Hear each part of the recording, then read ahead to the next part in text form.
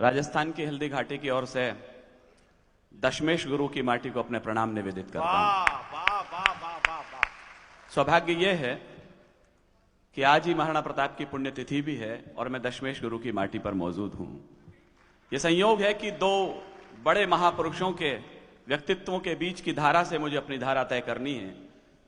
मैं राजस्थान से हूं तो दो पंक्ति जरा वहां के लिए सुन लीजिएगा। अपनी मिट्टी का वंदन करे देता हूं। मैंने आज एयरपोर्ट से उतरा तो रास्ते में महाराणा प्रताप के बहुत सारे चित्र लगे हुए थे। यहां पर पंडित नरेंद्र मिश्र की चार पंक्ति मेरे जहन में है, मैं उन्हें कह देता हूं। मैं यदि यहां की मिट्टी को प्रणाम कर रहा हूं तो आप मेरी मिट्टी के स्तवन में किस तरह साथ देंगे, ये पहली दो पंक्ति मुझे बता देंगी। वो धरती हाड़ा रानी के शीश दान की है। अब जरा मुझे बाजुओं में पौरुष नजर आ जाए, मैं कहां बोल रहा हूं। वो धरती हाड़ा रानी के शीश दान की है, वो धरती झाला माना के प्राण दान की है, और रजपूती पौरुष मुगलों के आगे झुका नहीं कभी। वो धरती राणा प्रताप के स्वाभिमान की है, वो धरती राणा प्रताप के स्वाभिमान की है। क्या कहने, वाह वाह वाह। चार पंक्ति दशमेश गुरु को कह देता हूं। मैंने इतिहास में उदाहरण नहीं पढ़ा है कि किसी पिता के चार बेटे हुए और इस तरह बलिदान हुए जैसे गुरु गोविंद सिंह के चारों बेटे। मैं एक भी पगड़ी देख लेता हूं तो उसे गुरुद्वारा मान करके प्रणाम कर लेता हूं। मेरा मानना है ये कौम शीश देकर जन्मी, ये कौम शीश देकर जन्मी, ये कौम अमृत छक्कर बड़ी हुई। कुछ अंधेरे में बड़े हुए, कुछ दीवारों में चिनवाए, कुछ रूई से भी जलवाए, कुछ दीवारों में चिनवाए।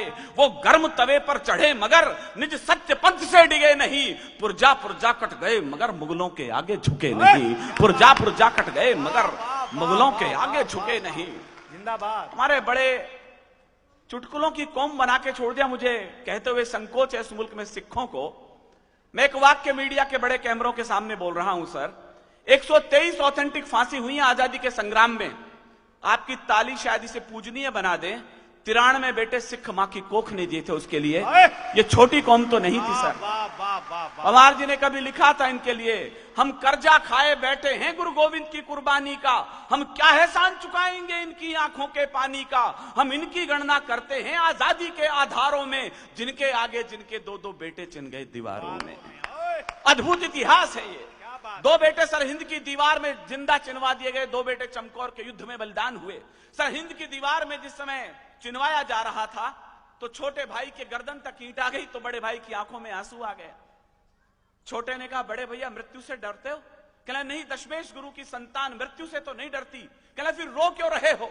छोटे ने जो बात कही मेरे रोंगटे खड़े हो गए उसको बताते समय। उसने कहा, छोटे रोता मृत्यु के डहे से नहीं हूं, केवल इस बात से चिंतित हूं कि इस दुनिया में आया पहले मैं था और जा तू रहा। क्या बात है, क्या कलेजा रहा होगा।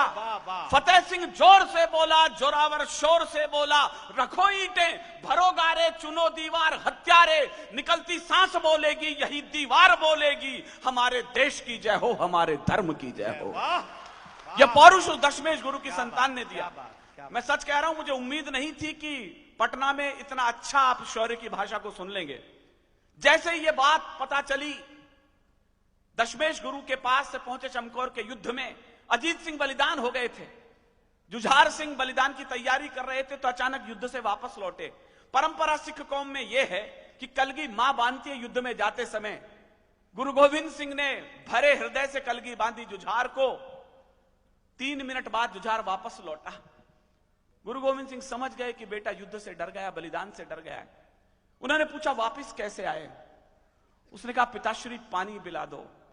आपकी तालियां जरा उस गुरुद्वारे तक पहुंचे जहां गुरु के प्राण अटके होंगे इस समय। गुरु गोविंद सिंह ने आंखों में तेवर भरते हुए कहा, शर्म नहीं आती रण क्षेत्र में खड़े हो, शत्रु के लहू से प्यास क्यों नहीं बुझा लेते?